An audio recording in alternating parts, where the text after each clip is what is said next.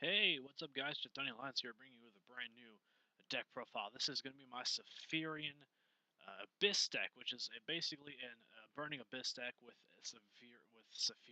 It's a Saffirian deck with a Burning Abyss engine, sort of.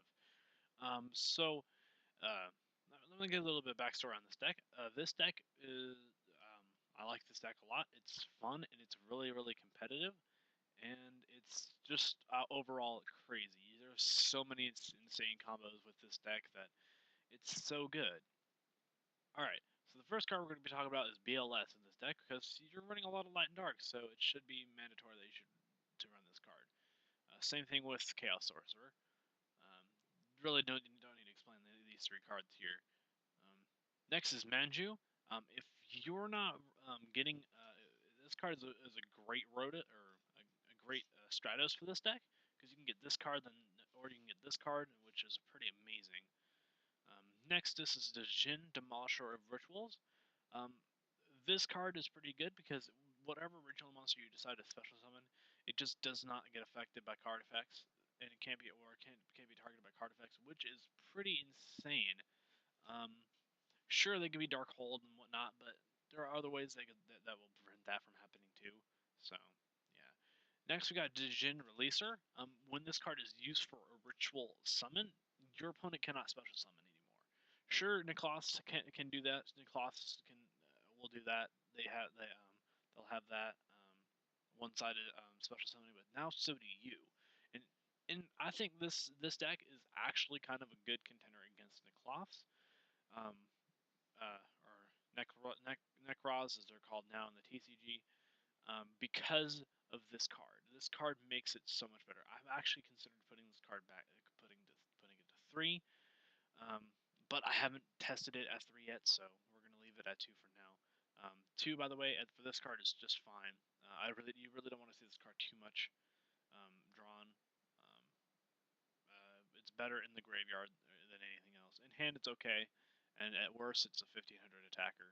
So next, we're running one Graph, mostly because Graph searches out Skarm, which you're running 3 of in this deck. Graph is pretty amazing because it gets off your searches and it gets off all your basic Burning Abyss combos. And Tour Guide, which should be a staple in all Burning Abyss decks. Next, we're running Valor. Valor is extremely good only because it's a light monster, and plus it has the ability to stop things in their tracks, so it's good. And lastly, the heart and soul of the deck. This is Saffiria, Queen of the Dragons. When this card is ritual summoned with a light monster and that was sent from the hand or deck to the graveyard, you can activate one of these effects during each of these end phases, by the way.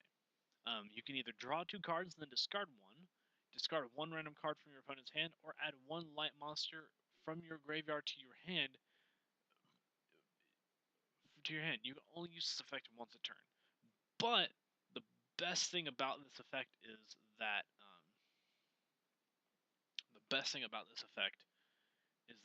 it happens when it's ritual summoned also. If it happens when it's ritual summoned, it just gets it the one time.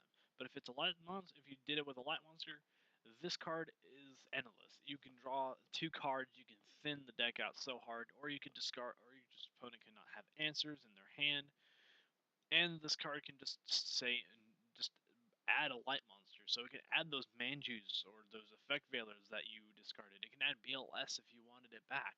So this card is really amazing. Next, we're running one Allure Darkness because this card is a +2. I consider it a +2 because having the chance to thin out your deck a little bit further to get this card out faster is considered a plus to me. Plus you'll get a card for it, so it's a +2 to me. Foolish, just send Skarm and add this, then special. It's basic stuff here.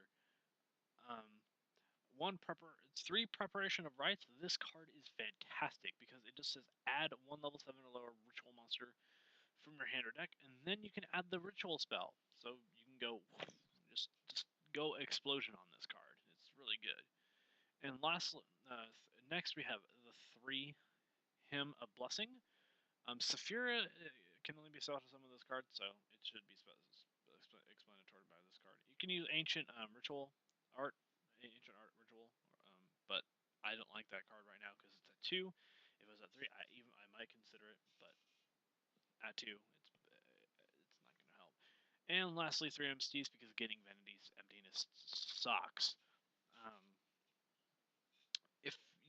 If Vanity's Emptiness is activated on the field, you pretty much just have to lose from there. So yeah. Next, we're running 2 Phoenix Wing Windblast. This card is great, especially since you can get your Skarms and your graph and your Skarms as effects off. And then you can set your opponent back 2 turns. So it's really good. Next, we have the 2 Breakthrough Skill. Breakthrough Skill is great. It's better than Effect Veiler in some cases, but Effect Veiler does have its strong points when it can be used at any time. Where Breakthrough Skill can only be used during after the turn. So Veiler is a little bit better.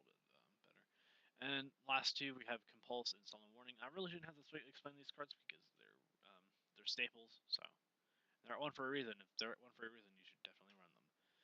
Next, we're running number 49, Fortune Tune. Sometimes you go in this card, but not all the time. I like this card because it restarts some of your Burning Abyss plays, and it gets out your. I think these are fiends, right? Yeah, they're both fiends. So you could get Tour Guide out with these 2, and it's really good.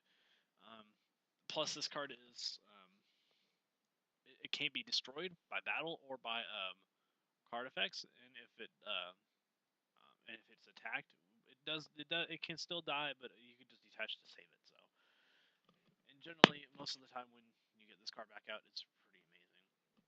Next, we have Dante, Traveler of the Burning Myth. This card is really good because it mills 3, and it's a 2500 beat stick that goes to defense mode, so it doesn't die or you lose life. So it's a cost-effective card right there.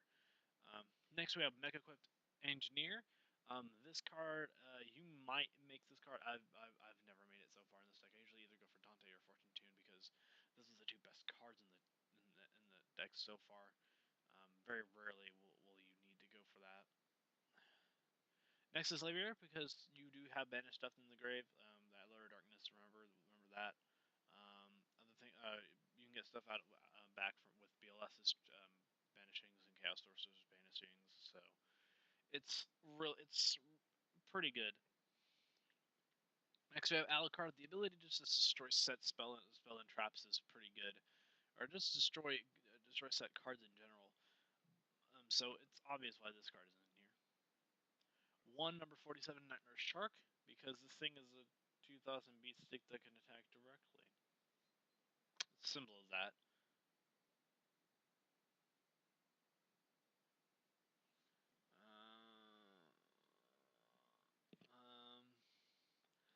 Number 30 Acid Golem because it's a 3000 beat stick.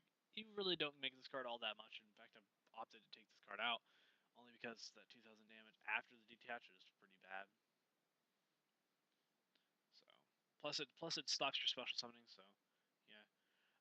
1 Exciton Knight. You do make rank 4s in this, so it's good to have a little deterrence here. Same thing with Castell and Downward Magician.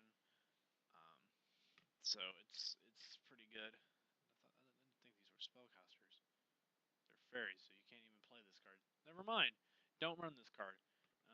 Next is Pleiades. You can side Astral Force into this, which is it's an alright side deck, but I would not run it because Astral Force makes your good hands great and your bad hands bad. To quote Jones, but still, having the ability to make a Pleiades is still pretty good. Next, we have Gauntlet Launcher because Saffiria happens to be level 6. I don't know why you would get rid of this card though.